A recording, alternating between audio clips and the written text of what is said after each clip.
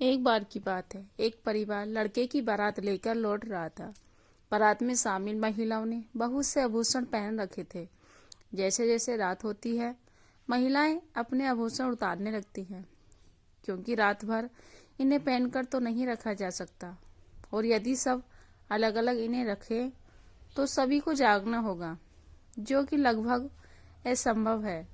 तभी एक बुजुर्ग सलाह देते हैं कि तुम लोग सारे गहने एक ही बैग में रख दो, मैं रात भर जागता रहूंगा।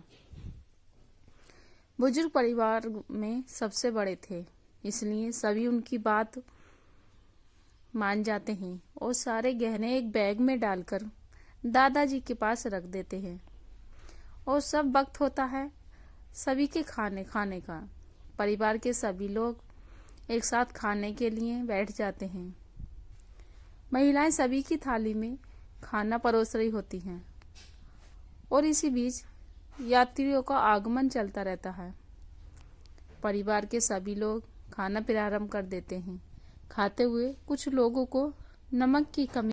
बुजुर्ग अपनी जगह से उठकर टॉयलेट चले जाते हैं। उसी वक्त एक रेलवे सफाई कर्मचारी आता है और सीट के नीचे रखे हुए गहनों के बैग को अपने कपड़ों में दबाकर धीरे से ले जाता है। बुजुर्ग आते ही अपनी तसल्ली के लिए बैग देखते हैं और अपनी सीट पर बैठ जाते हैं, क्योंकि वह जिस बैग पर नजर रखे हुए थे वह बैग तो वैसे का वैसा ही रखा होता है। सुबह होने लगती है। धीरे धीरे सभी जागने लगते हैं। अचानक एक महिला की चीख सुनाई देती है।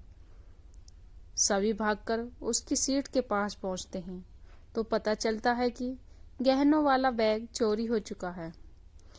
तभी वह बुजुर्ग उस बैग को खोलकर देखता है जिसमें वह रात भर से नजर रखे हुए थे, तो चौंक जाते हैं, क्योंकि उसमें तो बच्चों के कपड़े ही थे। परिवार के सभी सदस्य पूरी बोगी में सभी यात्रियों का बैग चेक करने लगते हैं। इसी बीच रेलवे पुलिस के जवान आ जाते हैं और वह भी इनका सामान खोजने में मदद करने लगते हैं। तभी एक महिला बताती है कि रात को एक रेलवे सफाई कर्मचारी आया था। पता करिए कहीं बैग वही तो नहीं ले गया। रेल पुलिस के जवान पूछताछ करके पता लगाते हैं कि यहाँ तो कोई सफाई कर्मचारी नहीं आया, क्योंकि इस बोगी में कोई सफाई कर्मचारी है ही नहीं, और जो आया वह कोई चोर था। दुल्हन के साथ साथ परिवार की कई महिलाओं के गहने भी चोरी हो चुके थे। सभी दुखी होकर रो रहे थे। ट्रेन स्टेशन पे खड़ी होती है।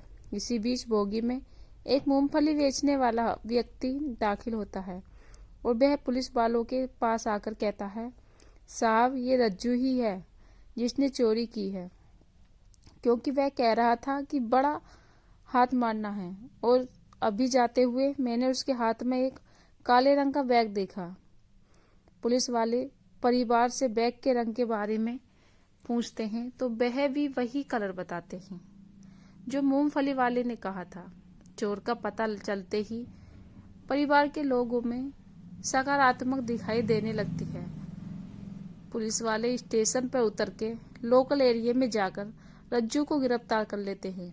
लेकिन जब रज्जू के बैग की तलाशी ली जाती है तो उसमें गहने नहीं मिलते।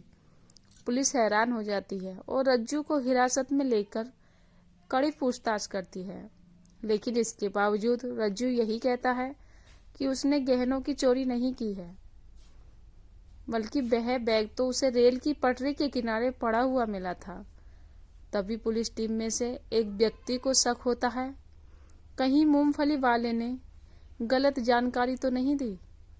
पुलिस के जवान मूंगफली वाले का पता लगाकर उसके घर पहुंच जाते हैं, और जब उसके घर की तलाशी ली जाती है तो उसके बर्तनों में बहुत से गहने छुपे होते हैं।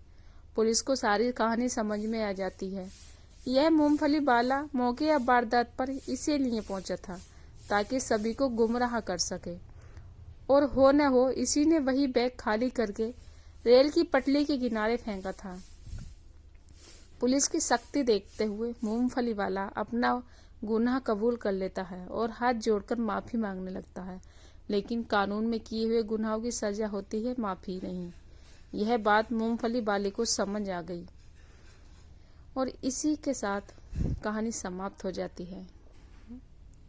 उम्मीद करते हैं कहानी आप लोगों को पसंद आए, तो प्लीज़ वीडियो को लाइक शेयर कीजिए और हर रोज़ नई कहानी पढ़ने के लिए चैनल को सब्सक्राइब कीजिएगा। धन्यवाद।